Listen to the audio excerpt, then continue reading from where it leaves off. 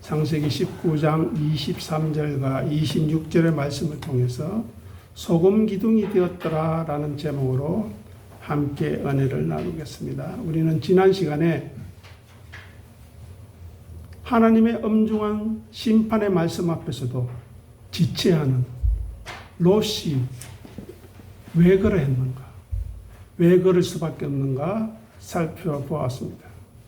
그리고 제가 마지막 시간에 성경에 기록된 말씀을 들으면서, 설교를 들으면서 그 악함이, 그 지체함이 나의 모습임을, 내 안에 있는 것임을 확인하지 못한다면 우리는 성경을 읽을 이유도 또 믿음의 사람이라 할 수 없는 것입니다. 그러면 오늘 소돔 기둥이 되었다는 이 제목을 통해서 우리 안에는 롯이나 롯의 아내의 악함이 없는지 살펴보고 돌이키고 회개하는 믿음의 역사, 성령님의 역사가 있기를 간절히 소원합니다. 자, 23절 보시기 바랍니다. 23절 보시면 롯이 소알에 들어갈 때에 해가 어떻게 해요? 해가 돋았더라. 이 말이 무엇인가를 잠깐 살펴보겠습니다. 자, 먼저 소알로 롯이 들어간다는 것은 롯이 소돔에 살면서 익숙해져 있었던 과거의 자기와의 완전한 결별을, 그 고통을 감수해야 한다는 뜻입니다. 왜냐하면 하나님의 심판의 말씀에 순종하기 위해서 자기 부인이라는 것은 나의 욕망, 나의 안락함, 내가 주인 삼았던 것, 그것을 거절하는 것이기 때문입니다. 비록 소돔에서의 삶이 일시적인 것이라 할지라도 거기서 떠난다는 것은 이제까지 피땀 흘려 가지게 되었던, 누리게 되었던 그 소유를 내려놓아야 하고 그동안 뿌리내린 삶의 기반을 버려야 하는 고통이 있기 때문입니다. 한번 생각해 보십시오. 인간 롯에게 소돔은 풍요롭고 익숙한 땅이 아닙니까? 우리도 마찬가지입니다. 또 롯은 그곳에서 성문 앞에 앉아서 지도자적인 위치에 있었고 재산도 누구보다도 많았을 것입니다. 그래서 23절에서 해가 돋았다는 이 말은 이제 더 이상 소돔의 어둠 속에 숨어서 세상과 타협할 수 없는 결정적인 순간이 왔음을 의미하고 있습니다. 그러니까 하나님의 심판의 말씀 앞에서 세상의 미련을 버리는 결단을 해야 한다는 것입니다. 이렇게 자기 부인은 소돔으로 상징되는 세상이 주는 편안함과 매력을 거부하는 것입니다. 비록 그 과정이 지체되고 힘들다 할지라도 하나님의 명령을 따라서 한 걸음 한 걸음 새로운 땅을 향한 발걸음을 옮기는 의지적인 행동이 동반되어야 합니다. 우리가 지금 왜 이 예배 시간에 와 있습니까? 세상에 즐길 것, 이 시간에 우리가 누릴 것이 얼마나 많습니까? 그런데 왜 여기 와 있습니까? 그것은 바로 나는 누구에게는 몰라도 나에게는 하나님이, 예수님이 내 삶의 최고의 가치다, 최우선의 가치다라는 고백으로 나오지 않았습니까?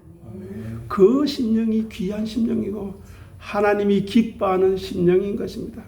그저 시간대로 잠시 왔다 가는 그 심령은 그저 성전 문만 밟고 갈 뿐입니다. 그 심령에게 오늘 하나님은 너 안에, 오늘 롯의 아내의 그 미련이 세상에 안주하고자 하는 마음이 없는가 질문하고 있는 것입니다. 그래서 여기서 해가 돋았다는 이 말은 밤이라는 소돔의 죄악이 지나가고 해가 돋는 순간 롯의 이전 정체성은 소멸되어야 한다는 말입니다. 왜냐하면 자기를 부인하는 자만이 하나님의 말씀을 온전히 믿고 순종해서 하나님의 심판을 피하고 새로운 아침을 맞이할 수 있기 때문입니다. 롯을 비롯한 모든 성도들은 자신의 연약함을 짊어지는 순종을 보여야 합니다. 원래 롯은 산으로 도망치라는 명령을 받았습니다. 그러나 자신의 두려움 때문에 소알성, 작은 성읍에 가기를 청했습니다. 아니, 흥정하고 타협했다고 지난 시간에 말씀드렸습니다. 하지만 감사하게도 하나님은 그 연약함까지도 십자가의 무게로 인정해 주었다는 사실입니다. 그렇게 롯이 소알에 들어갈 때까지 겪었을 육체적 피로와 정신적인 공포는 그가 짊어져야 했던 십자가의 무게였습니다. 롯은 하나님의 심판의 말씀을 듣고 순종하는 과정에서 믿음으로 걸어가야 할 경기를 포기하지 않아야 했던 것입니다. 그렇기에 롯과 함께하는 가족들은 자기들 뒤에 지금 불과 유황이 떨어지는 위급하고 다급한 상황, 영적인 위기 속에서 하나님께 지정하신 피난처를 향해서 멈추지 않고 앞으로 나아가야 하는 것입니다. 그 마음으로 지금 이 예배의 자리, 말씀이 선포되어지는 자리로 나와야 한다는 것입니다. 문제는 롯에게 있어서 그 길은 결코 영광스럽거나 화려한 길이 아니라 당장 겪게 될 하나님의 심판 앞에서 목숨을 건 절박한 순종의 길이라는 것입니다. 마치 예수님께서 너희들도 떠나려느냐 하는 그 질문에 주여 영생의 말씀이 여기 계시니 내가 어디 가겠습니까? 라는 그 고백으로 지금 여기에 있어야 한다는 것입니다. 그래서 해가 돋았다는 이 표현은 어둠과 심판의 밤이 지나고 구원이 임했음을 보여주는 실제적이고 상징적인 장면입니다. 자기 부인의 길을 걸어가면서 세상을 등지고 자기 십자가를 지면서 순종의 길을 걸어온 자만이 맞이할 수 있는 의의 태양, 볼 수 있는 의의 태양이라는 것입니다. 그래서 여기서 해가 돋았다는 표현은 어둠과 심판의 밤이 지나가고 하나님의 인도하심을 통해서 구원의 자리로 나왔음을 의미하는 것입니다. 그러면 해가 돋았다는 이 말을 오늘 우리에게 한번 적용해 보십시오. 우리가 세상의 안락함을 뒤로하고 자기를 부인하면서 주님이 명하신 거룩한 삶의 길을 묵묵히 걸어가는 십자가를 질 때 비로소 우리 영혼에는 흑암의 세력이 사로잡았던 소돔의 어둠이 물러가고 해가 돋는 하나님의 임재를 경험하게 될 것이라는 의미가 아니겠습니까? 그리고 지금 이 자리 어떻게 보면 교회적으로도 연약하고 부족해 보이는 이 자리에 여러분은 왜 앉아 있습니까? 내가 오랫동안 다녔으니 앉아 있습니까? 아닙니다. 내가 이 교회에 부르신 하나님의 뜻을 깨닫고 이 제단에서 증거되어지는 하나님의 말씀이 얼마나 귀하고 소중한지를 깨닫고 감사하고 기뻐서 그렇게 이 자리를 지켜내는 사람이 하나님의 복된 사람이지, 다른 생각을 한다면 너무나 안타까운 일입니다. 다음으로 24절 보시기 바랍니다. 24절에 보면 여호와께로부터 유황과 불이 비같이 내렸다고 말합니다. 무슨 말일까요? 느껴지십니까? 지금 지구촌에는 엄청난 전쟁들이 일어나고 있습니다.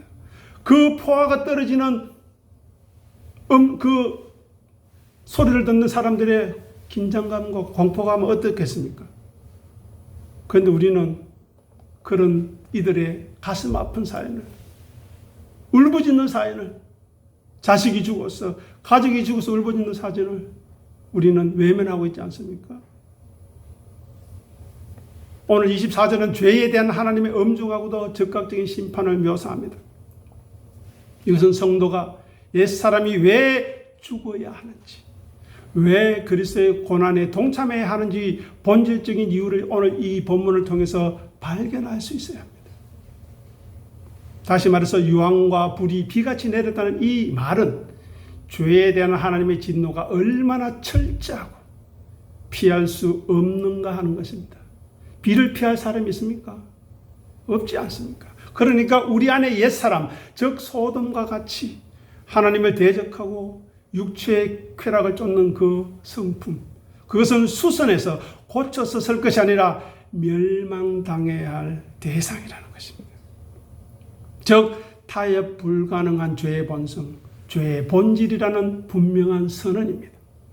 이것을 통해 우리가 생각해야 하는 것은 자기를 부인하는 심령은 하나님, 내 안에 있는 소돔에 하나님의 불이 내리는 것이 마땅합니다. 아니 불을 내려 주시옵소서라고 고백하는 사람이 되어야 한다는 것입니다. 우리 육신의 욕심과 세상적인 가치관을 스스로 부정하지 않는다면 결국 소돔과 함께 내리는 불의 심판 아래 놓이게 될 것이라는 명백한 선언이고, 제가 거기에서 처음에서 말씀드리는 뭐지요? 현재적 심판입니다. 하나님의 말씀을 사모하지 못하고 하나님의 예배를 귀하게 여기지 못하고 하늘나라를 사모하지 않는 그 자체가 심판인 것입니다. 잘 생각해 보십시오.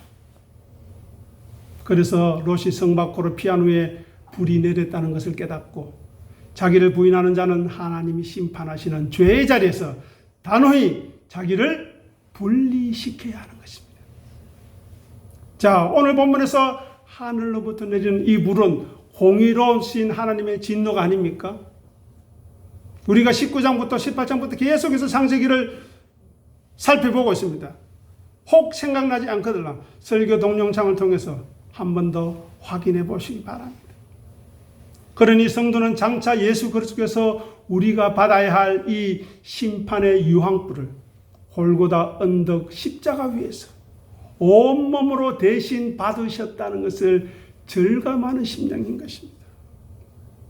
그래서 성도는 내가 져야 할 심판을 주님이 대신 지셨음을 날마다 고백하면서 순간순간 고백하면서 은혜가 없다면 우리에게 임할 심판을 인식하는 삶을 살아야 한다는 것이 오늘 본문 24절이 우리에게 분명히 말씀하고 있습니다.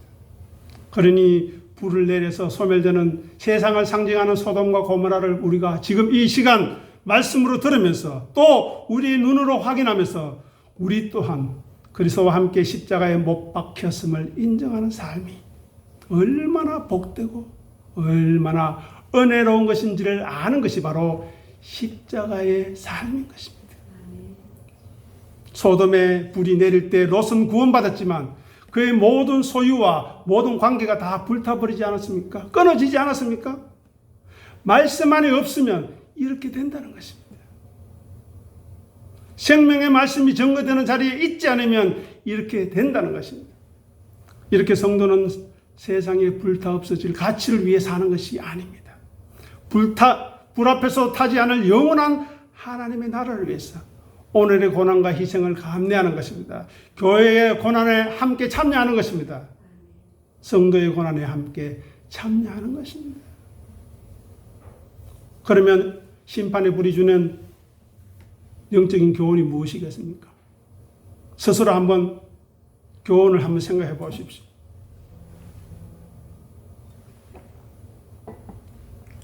하늘의 불로 다 태워버리는 것은 자기를 부인하고 자기 십자가를 지는 삶에는 성령의 불이 임할 것을 반대적으로 말하고 있습니다.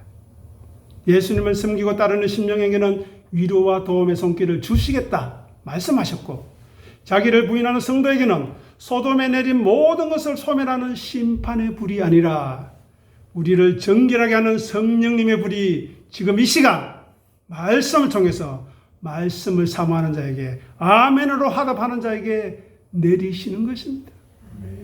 그렇게 우리 안에 찌꺼기인 죄성을 성령님의 불로 다 태워주시고 거룩한 하나님의 자녀로 빚어 가시기를, 자기를 비우고 자기를 낮추는 자리로 우리를 인도하시는 것입니다.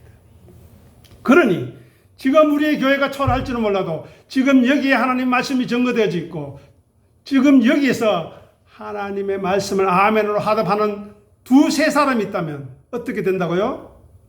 내가 거기에 너희와 함께 있겠다 하셨습니다. 창세기 오늘 본문 24절에 나오는 하나님의 심판의 불은 가짜와 일시적인 것을 모두 태워버린 분명한 하나님의 심판입니다.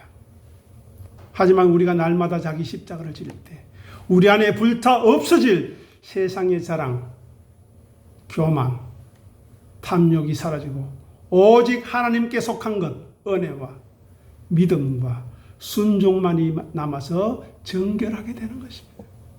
그러니 우리들은 우리 안에 소멸되어야 할 것이 무엇인지를 지금 이 시간 살펴야 합니다. 그죠? 또 반면에 우리 안에 남아 있어야 할 것이 무엇인가를 증명해야 합니다. 믿음으로.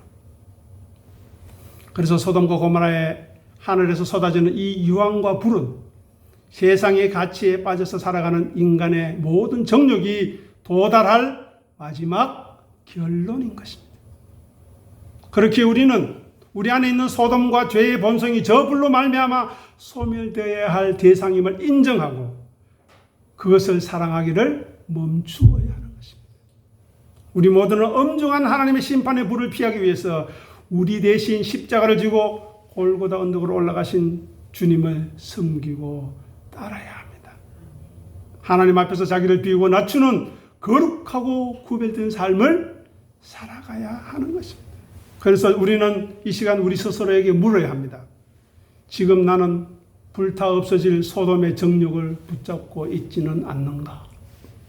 아니면 저 확실한 유황불의 심판을 피하기 위해서 나의 옛사람을 십자가에 못 박고 그리스도를 따르고 섬기고 있는가? 여기에 올바로 대답할 수 있는 사람은 하나님이 기뻐하시는 사람이에요. 혹 그렇지 않더라도 주님, 제가 그곳에 설 수 있도록 도와주십시오.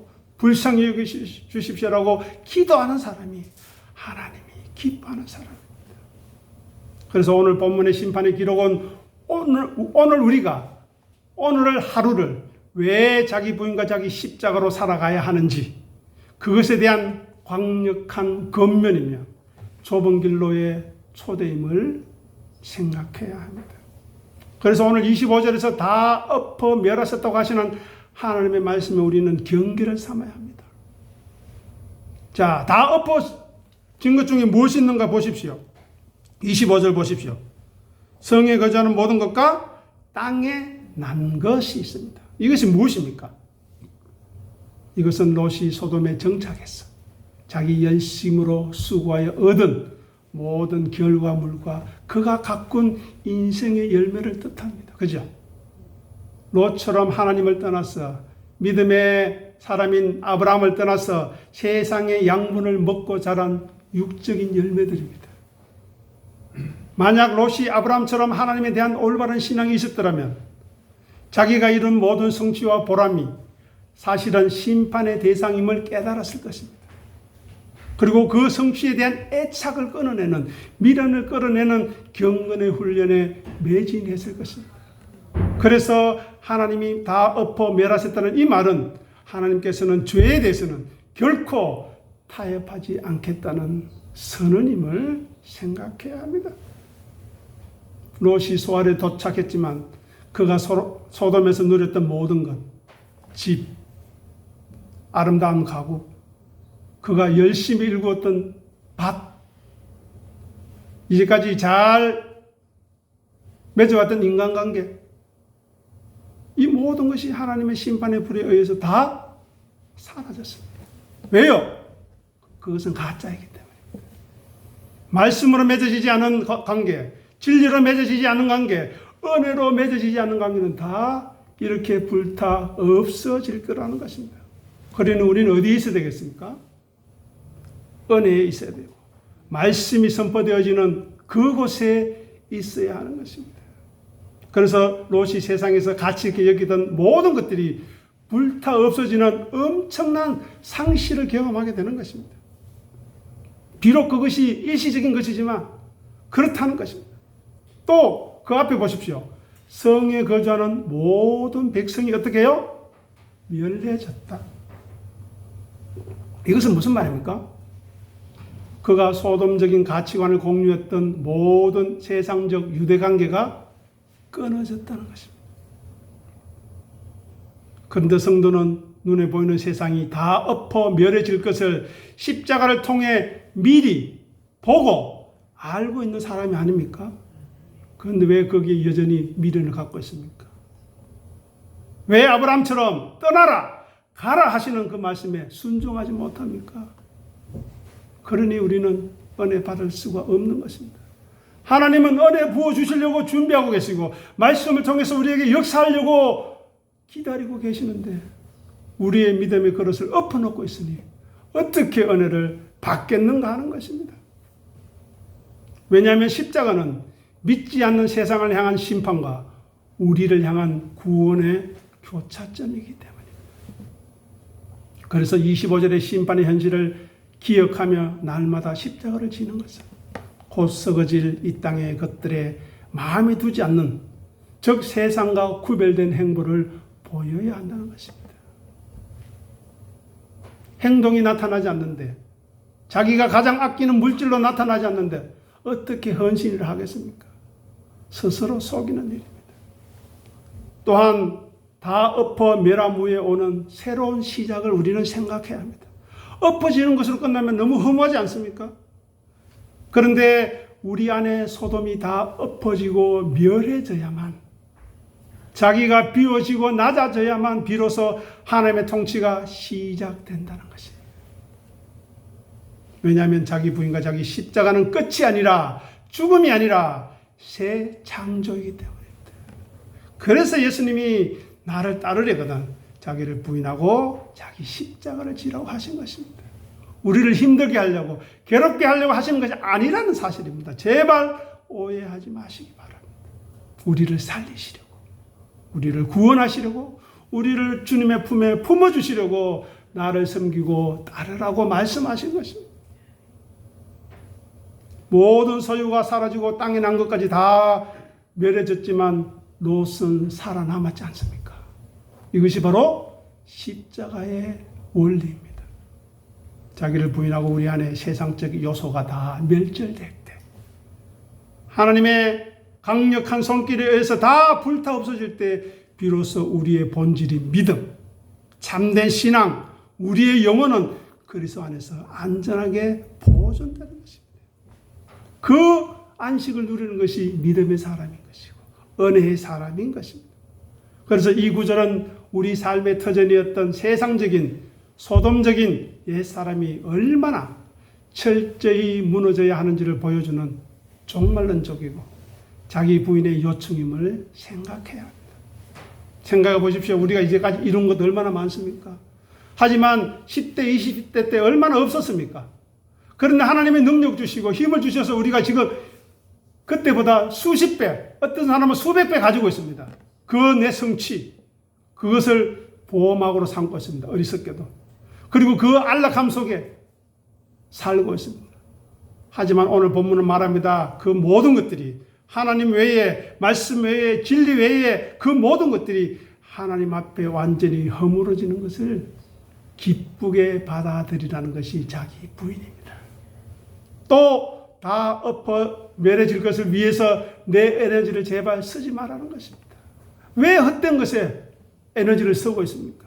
그것들을 과감히 포기하고 영원한 하나님의 도성을 향해 십자가를 지고 나아가는 그 자리가 이 자리여야 하고, 여기서 하나님의 말씀을 듣고 위로와 힘을 얻어서 가정과 일상생활에서 만나는 이들 앞에서 자기를 비우고 낮추는 은혜를 드러내야 하는 것입니다.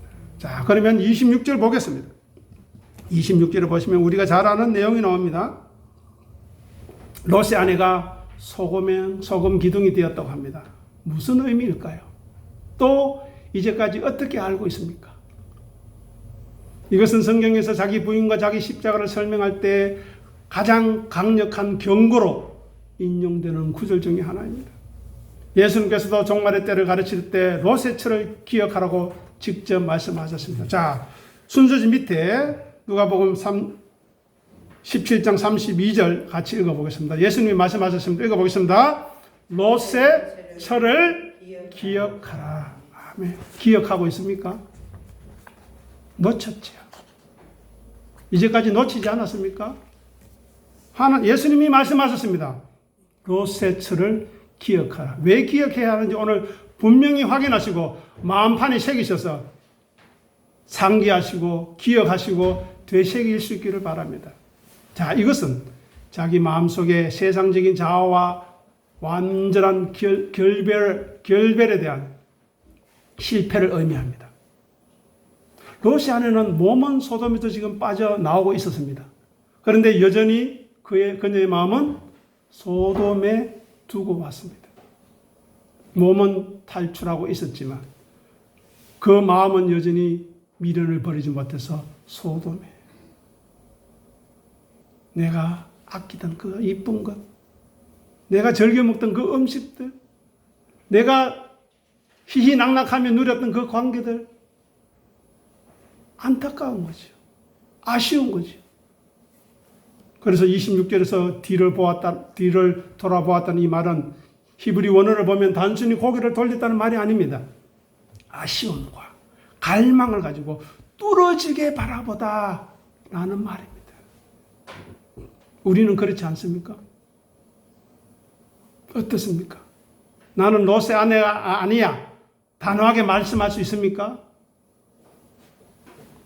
내가 저기서 어떻게 모은 재산이 있는데, 내가 그렇게 수고하고 애써서 지은 안락한 집이 있는데, 내가 그동안 아끼던 물건이 얼마나 많은데 하는 그 속삭임과 이제까지 자기 속에서 가지고 있었던 미련을 버릴 수 없었던 것입니다. 하나님은 앞을 보라고 하셨습니다. 십자가를 보라고 하셨습니다. 그런데 그녀는 뒤를 보았습니다. 심판받고 있는 세상에 도대체 무슨 미련이 있어서 뒤를 돌아보았다고 욕하시겠습니까? 아닙니다. 우리도 그녀와 다르지 않기 때문입니다. 부끄러운 줄 알아야 합니다. 그 부끄러움이 없다면 우리는 하나님의 은혜를 외면하는 것입니다. 그녀는 자기의 세상을 향한 시선을 포기하지 못했습니다. 그래서 결국 소금 기둥, 즉 생명력을 잃어버린, 굳어버린 존재가 되어버린 것입니다. 그죠? 자, 그럼 우리에게 물어보십시오. 나는 생명력이 있는가? 나는 부드러운 마음이 있는가? 아니지 않습니까? 그런데 왜 우리가 여기 지금 예배의 자리에서 하나님을 예배하고 있습니까?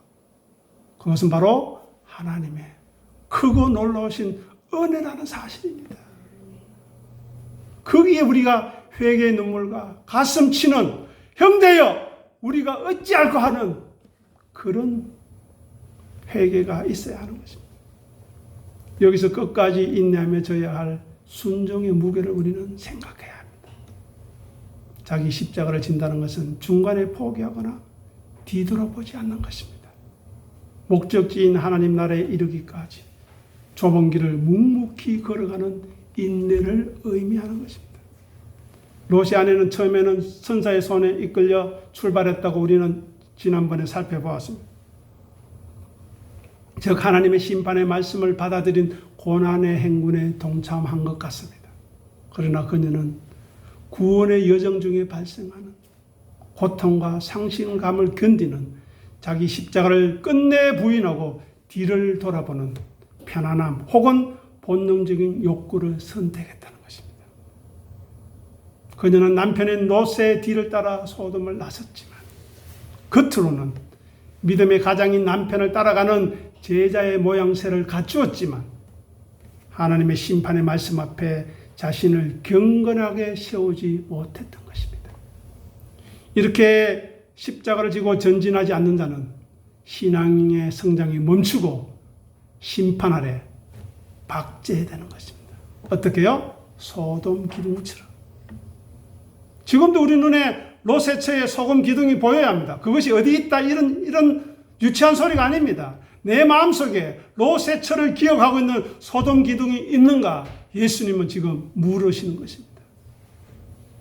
왜냐하면 소돔 기둥은 다시 움직일 수 없죠. 다시 회개할 기회가 없는 박제된 불순종을 상징하기 때문입니다. 그 결과 소돔 기둥은 후대 사람들에게 자기를 부인하지 않고 자기 십자가를 소홀히 여긴 자의 종말이 어떠한지를 지금 이 순간에 말씀을 통해서 영구히 증거하고 있는 것입니다. 비록 한 번씩 소돔의 화려함, 과거에 죄악된 습관이나 안락함을 생각할 수 있습니다. 그것을 했다는 것이 나쁘다는 것이 아닙니다. 할 수 있지만 그녀는 하나님의 말씀을, 심판의 말씀을 가볍게 여기고 농담처럼 여겼던 롯의 사위처럼 여전히 세상에 미련을 두고 있다면 오늘 보면 26절은 바로 그 순간이 영적 사선임을, 죽음의 자리임을 우리에게 경고하고 있는 것입니다. 이 말씀 앞에 우리는 두렵고 떨림으로 설 수 있어야 합니다. 억압하는 것이 아닙니다. 자발적으로, 기쁨으로 그 자리에 설 수 있도록 주님 나를 불쌍히 여겨달라고 기도해야 하는 것입니다. 그래서 롯의 아내가 소돔 기둥이 된 이 사건은 반쪽짜리 순종, 자기 부인이 없는 종교 활동에 대한 심판이 무엇인가를 우리에게 경고하고 있습니다. 제가 하는 것이 아닙니다. 하나님이 그 애끓는 심정으로, 예수님이 그 애타는 마음으로 롯의 철을 기억하라. 말씀에 분명히 적혀 있습니다. 세상에 대한 미련과 우리의 옛 소유에 대한 애착을 완전히 끊어내 버리라는 자기 부인의 권면인 것입니다. 만약 우리의 마음이 소돔에 머물러 있다면 우리는 아직 자기를 부인한 것이 아닙니다. 나를 인정해주고 신앙생활 잘하신다고, 헌신 잘하신다고 칭찬해주는 그 자리가 아니라 교회의 어려움을 보고 그 고난에 내가 참여하여서 눈물로 기도하겠습니다. 이곳이 바로 내가 있어야 할 자리입니다라고 고백하는 그 자리를, 그 심령을 하나님이 기억하실 것이라는 것입니다. 그러니 뒤를 돌아보고 싶은 유혹, 그만두고 싶은 나약함을 이겨내시고 하나님이 약속하신 영생을 향해 십자가를 고쳐매고 발걸음을 떼는 믿음의 출발이 우리에게 필요합니다. 하나님의 은혜와 도움이 필요합니다. 그러니 그 은혜를 강구하는 이 귀한 시간이 되기를 간절히 소원합니다. 기도하겠습니다. 하늘에 계신 우리 아버지 하나님 감사합니다. 우리가 예수를 믿는다고 하면서, 하늘에 계신 우리 아버지를 섬긴다고 하면서 여전히 롯처럼, 롯의 아내처럼 우리에게 재물을 얻을 능력을 주신 하나님을 외면한 채 내 힘으로 했다고, 내 능력을 했다고 자랑하고 싶어하고 인정해 주지 않으면 믿음의 자리를 떠나버리는 어리석은 우리들입니다. 주여 우리를 불쌍히 여기소서. 오늘 지금 이 시간이 은혜 받을 만한 때요, 구원의 때임을 생각하고 감사하며 아멘으로 하답하게 도와주시옵소서. 롯의 철을 기억하라. 이 시간 예수님의 음성으로 듣게 하여 주시옵소서. 하나님의 말씀으로 듣게 하여 주시옵소서. 주님 우리를 불쌍히 여겨주셔서 우리의 더러움과 우리의 추함과 우리의 못됨과 우리의 악함과 우리의 미련함과 우리의 어리석음과 우리의 교만을, 오만함을, 거만함을 성령에 불러 태워주셔서 자기를 비우고 낮추며 날마다 자기를 부인하고 자기 십자가를 지는 생명의 길로, 좁은 길